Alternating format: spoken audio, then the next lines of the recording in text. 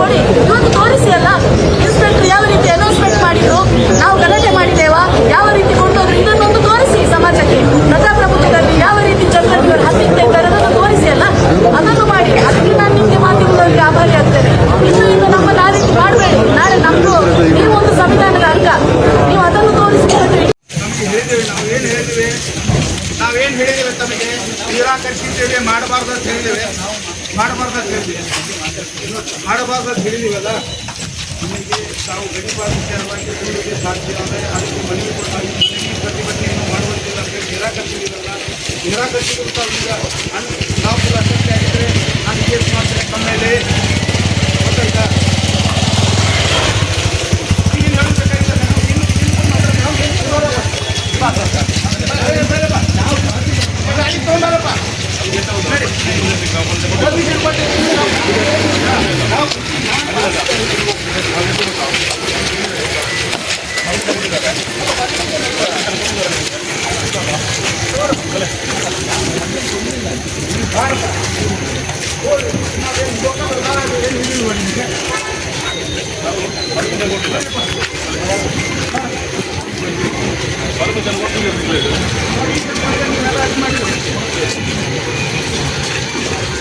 ಎಲ್ಲರೂ ನಡೀಬೇಕು.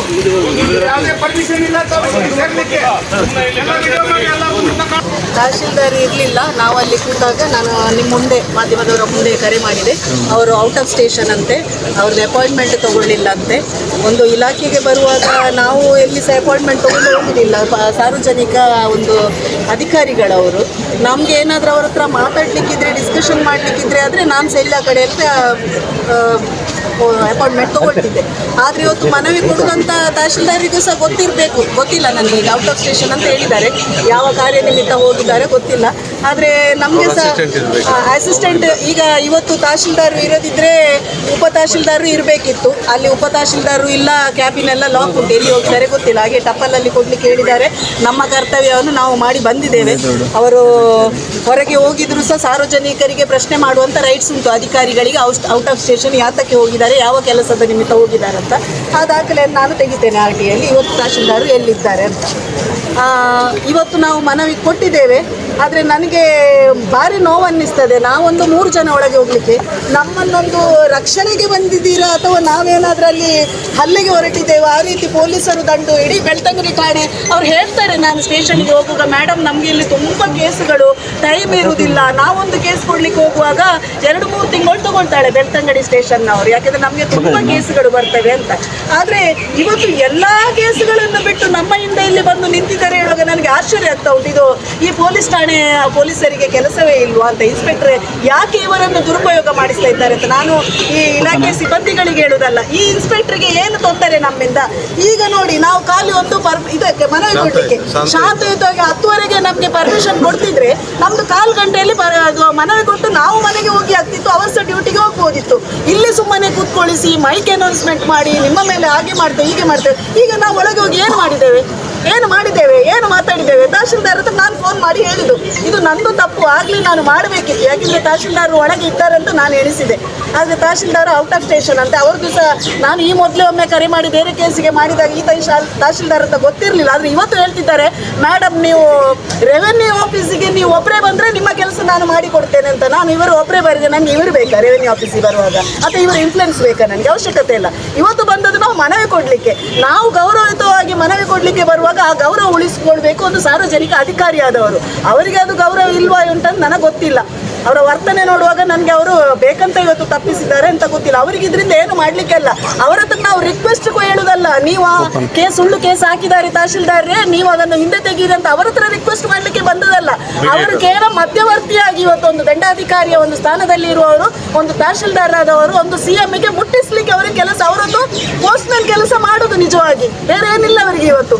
ಅದಕ್ಕೂ ಒಂದು ಇಷ್ಟೆಲ್ಲ ಡೊಂಗಿ ಗಲಾಟೆಗಳನ್ನು ಎಬ್ಬಿಸುವ ಹಾಗೆ ಮಾಡಿಕೊಂಡು ಎಲ್ಲ ಪೊಲೀಸ್ ಸಿಬ್ಬಂದಿಗಳನ್ನು ಪಾಪ ಎಲ್ಲರೂ ಇಲ್ಲಿ ಬಂದು ನಿಂತು ನಮ್ಮನ್ನು, ನನಗೆ ಗೊತ್ತಿಲ್ಲ, ನಾವು ನಿನ್ನೆ ಹೋರಾಟಗಾರರು ಪಾಪ ರಾಷ್ಟ್ರೀಯ ಜಾಗರಣ ವೇದಿಕೆ ಅವರು ರಕ್ಷಣೆ ಕೇಳಲಿಕ್ಕೆ ಹೋದ್ರಂತೆ ಇನ್ಸ್ಪೆಕ್ಟರ್ ಹತ್ರ.